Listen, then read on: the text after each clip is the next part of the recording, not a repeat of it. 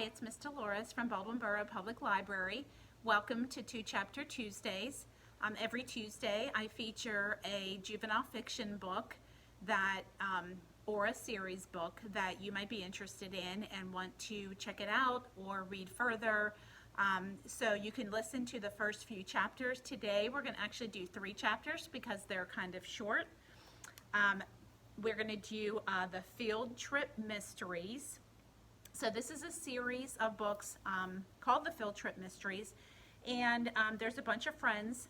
They're 6th graders, and they have nicknames, Egg, Gum, Sam, and Cat, and they solve mysteries. Their classroom goes on a lot of field trips, and so whenever there's a book, all the characters are in the same book, and in every book, and they solve mysteries together.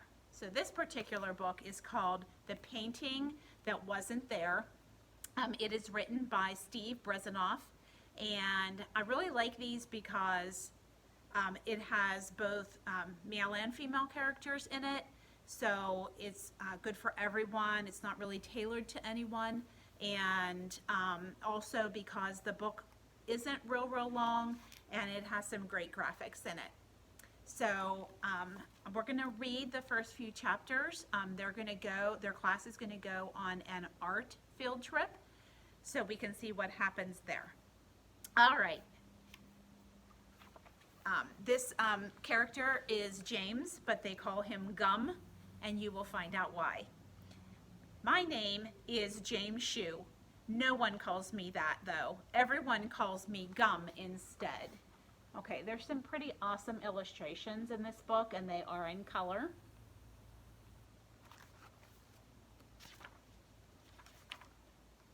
Kids who don't know me too well think that's because I always chew gum, but they're wrong.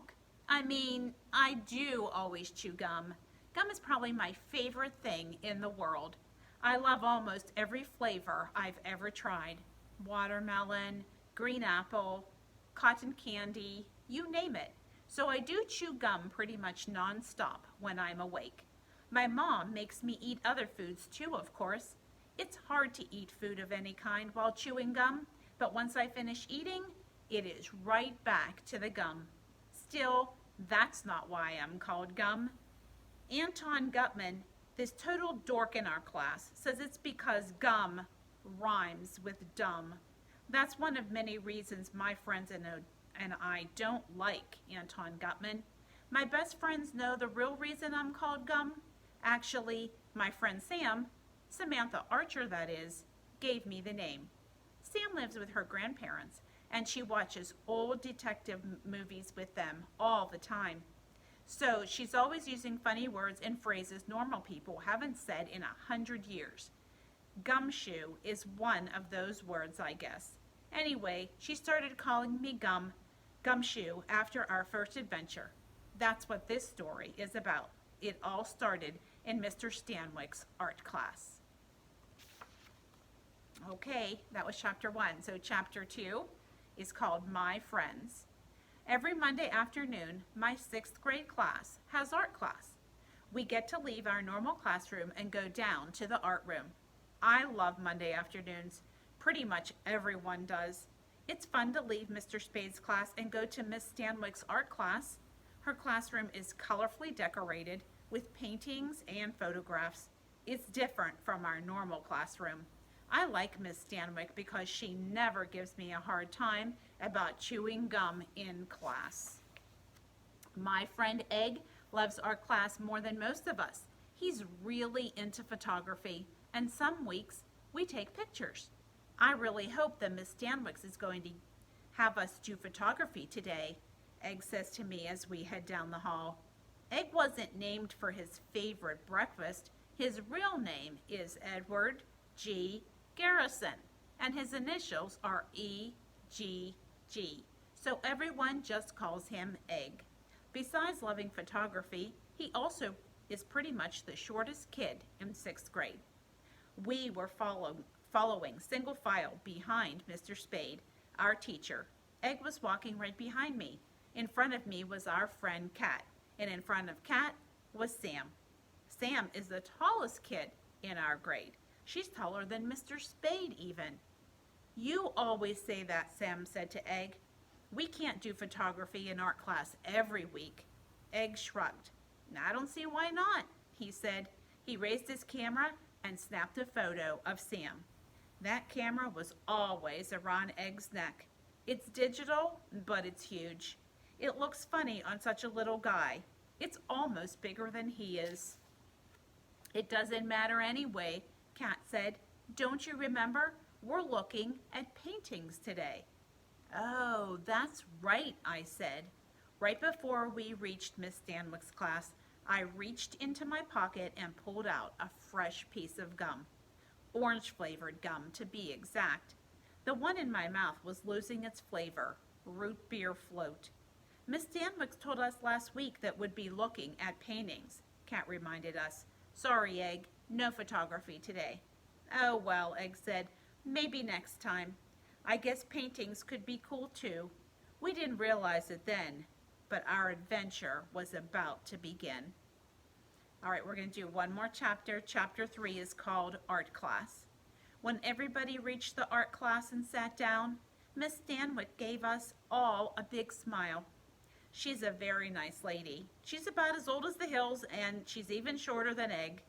She always has a pair of old glasses hanging around her neck.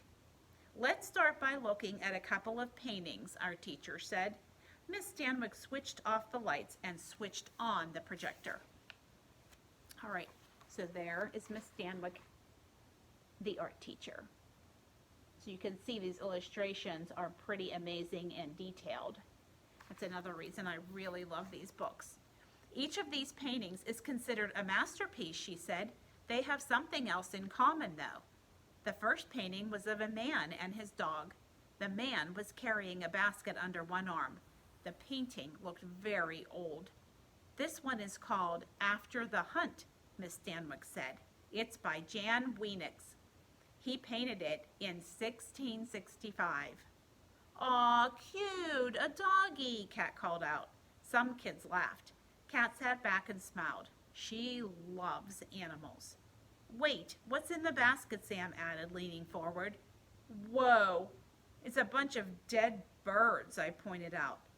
Kat's jaw dropped. And is he also carrying a dead bunny, she asked. That's right, Miss Stanwick replied. Remember, it's called After the Hunt. I don't like it, Kat whispered. Miss Stanwick clicked her controller and the next slide came up. This one looked like the inside of a barn. There were some people and horses. Oh, horses, Kat exclaimed. This painting is my favorite, Miss Stanwick said. It is by a man named George Morland. I looked at the painting. It's called The Inside of a Stable from 1791, Miss Stanwick went on. It's considered Morland's finest work. Many young artists have made copies of it as they learned how to paint. Miss Stanwick stopped and looked around the class. Have any of you figured out what all of these paintings have in common? She asked us. Sam raised her hand. Is it that they all have animals in them? She asked. Miss Stanwick nodded. That's right, Samantha, she said. Even more exciting, though, is that all the paintings I'm showing you today are on tour. On tour? I said, laughing. Like a band? I can't really see these paintings selling out the arena. Well, something like that, Miss Stanwick said, smiling. Sometimes very famous paintings are sent from city to city so people all over the world can see them in person. All these paintings are coming to River City, Kat asked. She sounded excited. A tour of animal paintings? I can't wait. You don't have to wait long, Miss Stanwick said. We'll be going on a field trip to the art museum next Monday. Yes, I said, pumping my fist. I love a good field trip. I'm glad you're so excited, Miss Stanwick said. I'm excited myself. The inside of a stable is the featured painting. I haven't seen it since I made my own copy of it back in art school. I frowned. This didn't make any sense to me at all. Why would she make a copy of a painting? Miss Stanwick, I don't get it, I said. Why did you make a copy of a famous painting? I asked. Can't you just scan it or take a picture or something? Seems like a big pain to copy it, I added. Miss Stanwyck smiled at me. Well, James, she said, we don't make copies just to have a copy. Young artists make copies to learn techniques or to challenge themselves. Why do so many people copy this painting? Kat said. Is it because they think the small horse is cute? Miss Stanwyck looked lovingly at the slide.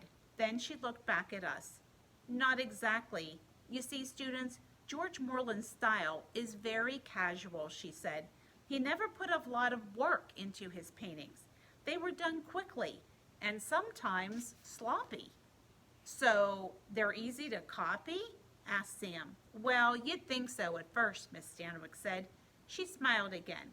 Many art students try to copy Moreland's strokes exactly, she told us. That's very difficult to do. If you look closely, you can see where Moreland did a stroke quickly.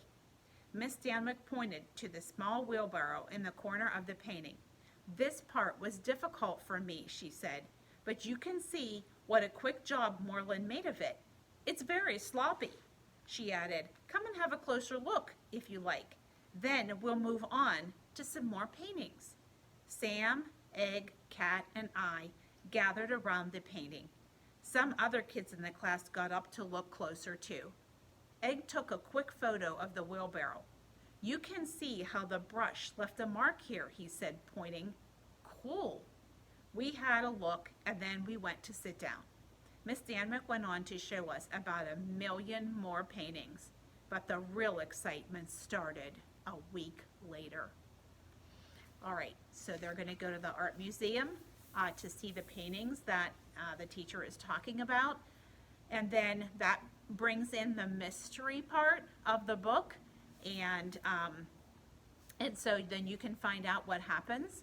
This chapter book only has, let me see, 79 pages. That is a very small chapter book. So I hope that you have signed up for summer reading this year. If you haven't, you can go to our website, baldwinboroughlibrary.org, and on the main page of our website, there's a link that you can click to sign up for summer reading. And while you read any of your books, you can log your time, you can log your books, you can log minutes, but for every book you read, you have a chance to win one of many gift cards at the end of the summer. And it's not too late to register because our summer reading program isn't over until August the 7th. So today is only July the 14th, so you still have a lot of time. So it was great having you here today. I hope you will check out The Painting That Wasn't There by Steve Brezenoff. And thank you for tuning in to 2 Chapter Tuesday, and we'll be back next Tuesday for another new book. Have a great week.